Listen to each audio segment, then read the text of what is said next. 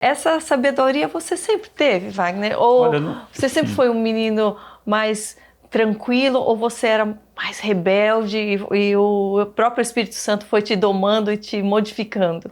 eu acho que eu fui assim, rebelde, né? Dei muita cabeçada por causa da rebeldia, mas quanto mais você dá cabeçada, mais você entende que você precisa aprender com quem é manso e humilde de coração. Sim. Então, assim, na verdade, a gente cresce quando a gente está de joelhos, né?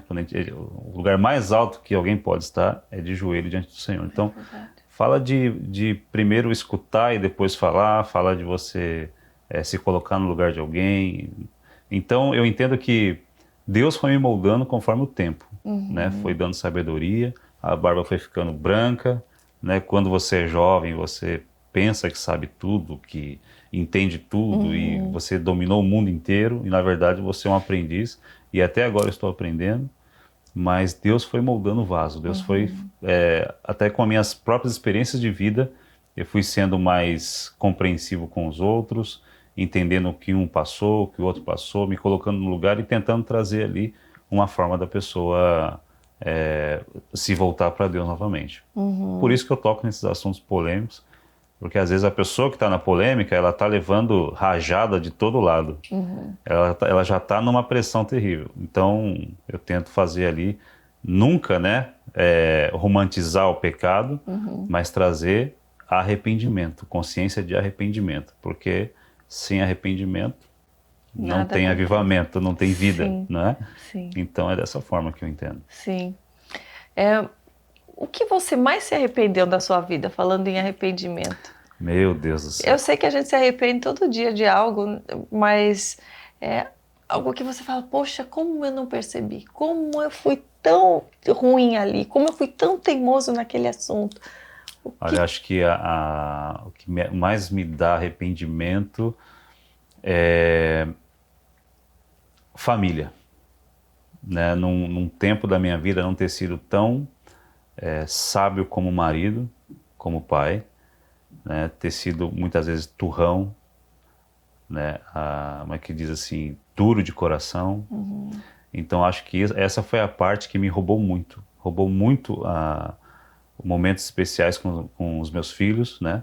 É lógico que os mais novinhos já colheram, né? Estão colhendo um pai diferente. uhum, Mas o Davi, o mais velho, né? Então assim, uma coisa que me dói o coração é eu buscar na minha mente, tentar lembrar quando ele andou, eu não lembro. uhum. Porque eu estava Distante. fazendo coisas, né, na vinha, né? Eu estava trabalhando para o Senhor, né? Eu estava dentro dessa coisa que a gente chama de fazer a obra, de fazer a missão, de cumprir, né? É um tempo que eu vivi onde não se falava que o maior chamado do homem é cuidar da sua família primeiro. Uhum, Depois vem a vinha. E eu inverti, né? E por uhum, causa disso eu achava que porque o meu ministério estava ali junto com outros irmãos, né, dando frutos, almas, sendo usado por Deus, né? Ser uhum, usado não significa que está tudo certo. Eu acabei deixando meu primeiro ministério mais de lado. uhum, E hoje eu tenho essa característica também de ser alguém que levanta a bandeira da família mesmo, que todo uhum, homem tem que honrar a sua família primeiro, né? Eu sempre entro nisso, eu sempre tento fazer com que as pessoas não caiam no mesmo erro que eu caí, uhum, né? E isso causa, né, consequências gravíssimas, tanto para o filho, para a esposa, para uhum. casa, né? Então, do que adianta você ganhar o mundo e perder a sua própria família, a sua própria vida, É. né? Hoje eu tenho momentos assim que eu falo, Senhor, que esse momento com a minha família aqui possa ser maior. Eu tento curtir o máximo que eu posso e aproveitar o máximo que eu posso, porque no passado eu desperdicei muito tempo, Uhum. né, sem ter esse entendimento. Isso eu me arrependo muito. E, pastor, a gente vê que isso acontece muito com quem trabalha para o reino, para quem está servindo, para pastores, para quem está lá ministrando a palavra, fazendo a obra. Até hoje, muitos, cada vez mais, parece que se a gente não olhar e realmente ser intencional nisso, a gente vai sendo consumido. Sim. Hoje existe a rede social, não é mais só o presencial, então há muito conteúdo que pode ser feito. No seu caso, o que te deu esse estalo? Falou, opa, tá tudo errado, eu vou parar. Foi pouco a pouco ou foi algum acontecimento fatídico assim? Eu acho que eu passei por momentos difíceis no casamento e minha esposa, por conta, tanto eu quanto ela, por conta de distanciamento, por conta dessa questão do cuidado maior com as coisas de fora. Então, assim, eu tive momentos muito difíceis, e ela também, né? Tudo fruto essa falta de entendimento, de desinteresse em você falar assim, não, entender que o meu primeiro ministério era a minha casa mesmo. Então aí acontece uma série de coisas, né? E a ausência do homem, a ausência da mulher, isso é muito danoso para um casamento. Então eu me lembro de um dia que eu estava porque isso me marcou muito, essa parte, eu e minha esposa, né? E o Senhor tocou o nosso casamento. Quando eu entendi, que eu me ajoelhei para ela e eu pedi perdão para ela e eu me arrependi, né? E Deus restaurou a gente. Tempos antes disso acontecer, coisas sobrenaturais começaram a acontecer em casa, de aparecer demônio. E eu fui quase um pastor já, ali anos e anos, né? E como é que pode esse tipo de coisa na minha casa? Mas tinha uma brecha aberta. Se a brecha está aberta, o diabo vai entrar com tudo. A verdade é essa. E eu estava uma vez em casa, sentado no sofá, depois de ter jantado bastante comida, né? Que eu gostava de comer bastante. E eu falei, nossa, eu tô muito cheio, vou ficar aqui no sofá, né? Aí minha esposa falou assim, não, vem pro quarto. Eu falei, não, vou ficar aqui no sofá aqui. Eu fiquei pegando aquele ventinho da janela, assim, né?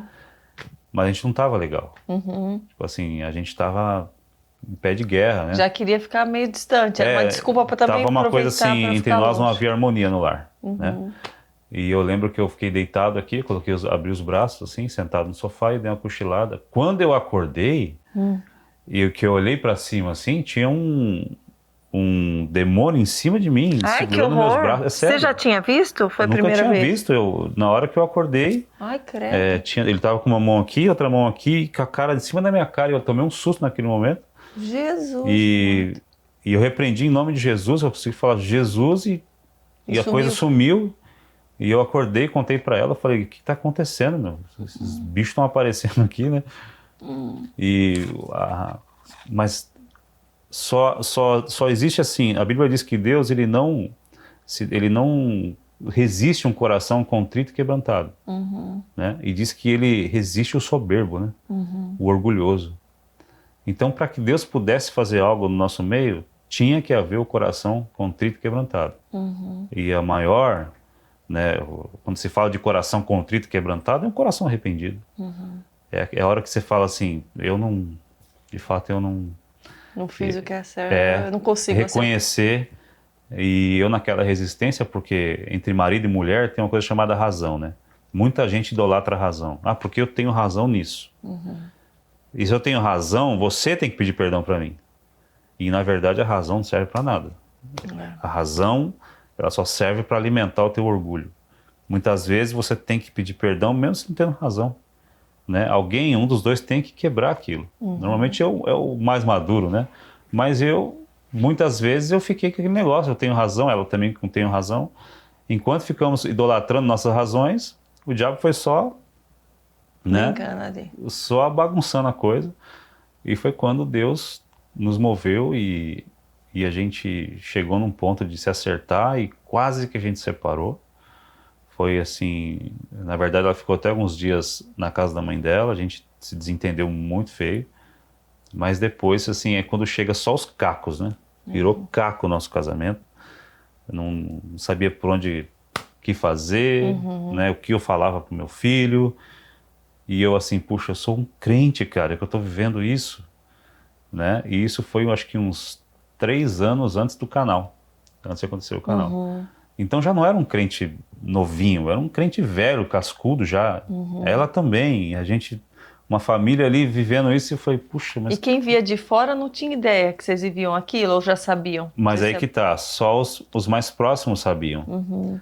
Mas quando um casal tá com problema, o casal é artista. Ah. Não, todo mundo é assim. Ninguém chega na igreja, tô com um problema assim no meu casamento e tal, não. Uhum. Todo mundo se veste daquela capa de evangélico, de crente, né? Dá até a mão, chega de mãozinha dada na igreja, tá um odiando o outro. Mas eles estão passando para todo mundo que tá tudo bem, né? E fica aquela coisa, quando senta no carro e vai para casa, aí já não tem conversa, aí já volta aquela realidade. Né? Antes as pessoas pegassem e abrissem a verdade, ó, não tá legal, né? A esposa pode fazer isso, um conselho para as mulheres, chama o pastor, a pastora, põe o maridão e fala tudo. E o maridão fala também, bota tudo para fora, né? E alinha as coisas. Porque de verdade, o casamento é um projeto de Deus. E o diabo tem uma fúria contra o casamento, contra aquilo que Deus criou para ser, né? É sonho de Deus uma família estruturada, uma família nos padrões que ele sonhou, que ele determinou. Então o diabo vem contra a família mesmo. Então quando eu assim, a gente se alinhou, né? Foi algo de Deus mesmo assim.